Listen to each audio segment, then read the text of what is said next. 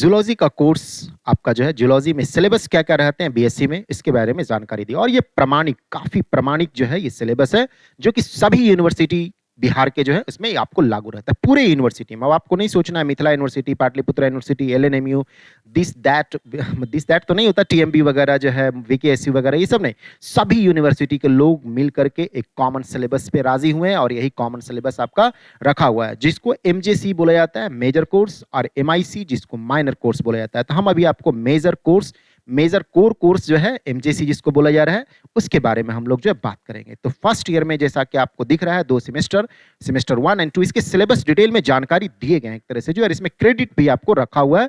4 credit का आपका जो है थ्योरी रहेगा फर्स्ट सेमेस्टर में, फिर प्रैक्टिकल रहेगा 4 जो है क्रेडिट सेकंड सेमेस्टर में, फिर प्रैक्टिकल रहेंगे। उसका मार्क्स भी इस तरह से दिया हुआ है, ठीक है। तो सेमेस्टर में जो सिलेबस है डाइवर्सिटी ऑफ नॉन कॉर्डेट्स है, ये टी का मतलब थ्योरी लिखा हुआ है और पी का मतलब प्रैक्टिकल लिखा हुआ है, ठीक है। सेकंड सेमेस्टर में जब आप जाइएगा, जो कि आप बहुत जल्द जाने वाले हैं एक तरह से जो है, डाइवर्सिटी ऑफ कॉर्डेट्स के बारे में थ्योरी और उसी का प्रैक्टिकल जो है। अब इसका डिटेल सिलेबस आप जो है नीचे की ओर देख सकते हैं, इसके डिटेल जो सिलेबस रहते हैं, ठीक है।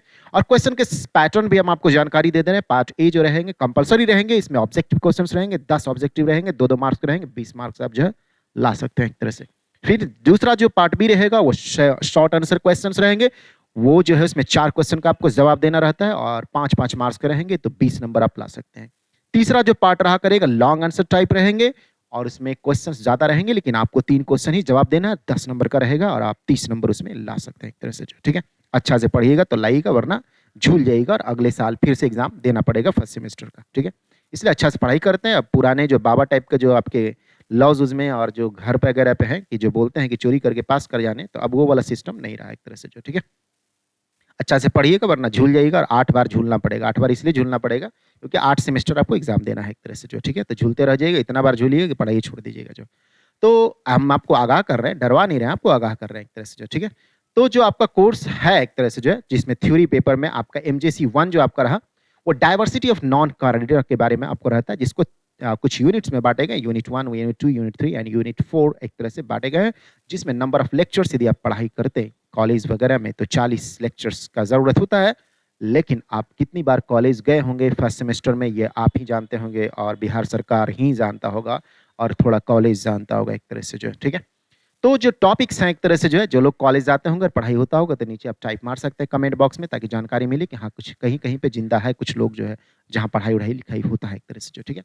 बाकी आपको अपने से पढ़ना होगा, अच्छा से पढ़ते हैं तो ठीक है, वरना एग्जाम अच्छा से लेगा तो जाहिर सा बात है बैक पे बैक इतना लगेगा कि पता ही नहीं चलेगा कि कितना बैक जो है आगे से लगा और कितना बैक पीछे से लगा है।